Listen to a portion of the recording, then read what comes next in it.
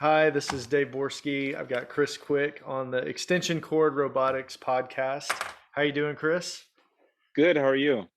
I'm doing well. I saw a really cool. Have you been watching the Bobba Fett stuff? No, no. There's a really cool robot. Like they're basically ants, and they're building this. Sorry, spoiler alert! Spoiler alert! Mm. If you like Star Wars, they're like these big ants that are picking up these um, landscaping rocks and building basically like a igloo shaped house out of these Oh, rocks. okay. But they're doing it ant style. So they're going out and scavenging for rocks and picking it up and putting them in place. And I'm like, dude, this somebody just did machine learning and just like had some algorithm watch ants and then transport it over to these robots. I'm like, this is the way to go. Th- What's that's really interesting. I actually took a class back in grad school on swarm intelligence, and I think we were piloting the first book on swarm intelligence, and it was all about uh, observing different creatures in nature and seeing how they cooperatively accomplish tasks so that you could apply those concepts into algorithms for autonomous systems. And so one of the real fascinating one was cockroaches and what how they build their like underground systems and how all that works. And there's a whole lot of neat stuff going on there that gets mimicked in automation. Biological systems also is a common place to get some good inspiration for some of those algorithms. There's a lot of cool work there.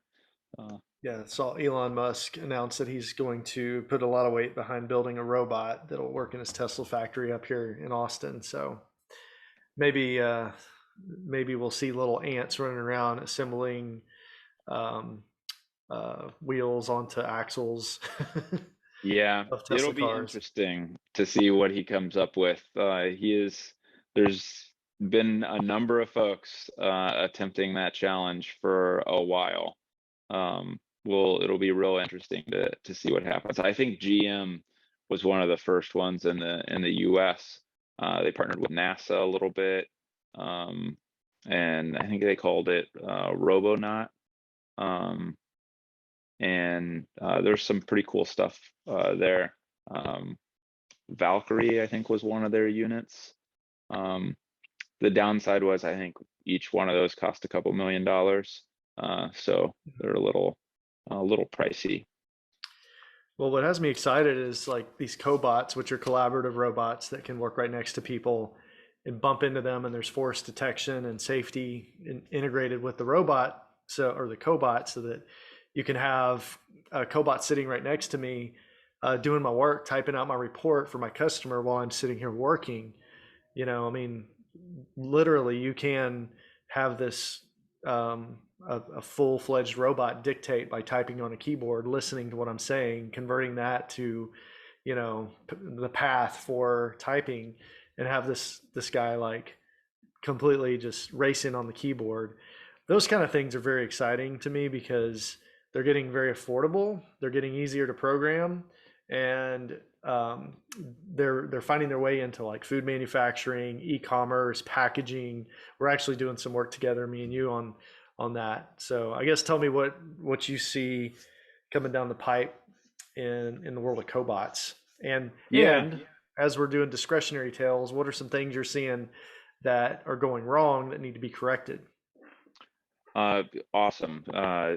So cobots in general, thanks to Universal Robots, the UR robot, they really have started to uh, become a big deal out in the world and in factories. Um, the UR robot, I think they have done fantastic marketing, and I see them all over the place. They're kind of the number one um, robot everyone talks about that is new into to getting into automation with robots, and they're collaborative. They weren't the first, but they're definitely the largest at the moment. Now, some of the other big names in robots are also been releasing over the last 18 months their version of the cobot. So the Fanuc, the ABB, some of those brands are now getting their own, main lines of cobot technology. Hey y'all, Chris had some issues with his audio. We're talking about cobots, and here he is. They're a special tool for the right application. And so really understanding what a cobot is good at and what it's not good at is the key first step. What a lot of people like to latch on to, thanks to UR's marketing, is that they're a lot easier to program. They don't need a safety cage, and they can work right next to people. That's I think the main takeaway that the average person comes away with a collaborative robot. And I would say all those things are true. There's a catch to each one of those points. So these robots are collaborative. They can work with people. They are easier to program, but they're also not like the industrial robots we're all used to before. So if they're running collaboratively, they run slower. That's part of how they're able to work right next to people.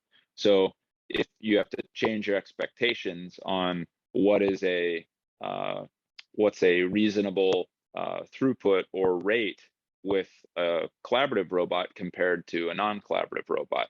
And it's not necessarily a problem, but it's just something you have to have your eyes open to. I think where collaborative robots shine is in assisting a human doing a task, kind of like what you described. So if you have a human that's working on a bench that's assembling equipment, and it might be a complicated assembly that isn't maybe justified or reasonable to have the robot do the complete project, but how much capacity can you add to your folks that are working on that bench doing assembly if you can offload a portion of that work to a collaborative robot? And so if now that team is able to produce 50 or 60% more because they're sharing that workload, that's an opportunity. That's a huge win for a collaborative robot. Some mistakes I've seen is people tried to apply collaborative robots in places that should have used just standard industrial robots. And the main driver was, well, we don't need the safety cage, so it'll be cheaper. Well, that might be true. At least on the surface, it might appear that way. But you're immediately going to take the hit in cycle time, which usually will cover the cost of a safety cage pretty quickly. And you're also oftentimes trying to max out what these collaborative robots can do from a speed and payload standpoint when you're putting them in these situations, and then you're just eating up the equipment and shortening its life. If you put an industrial robot in there with a cage around it, everybody's safe.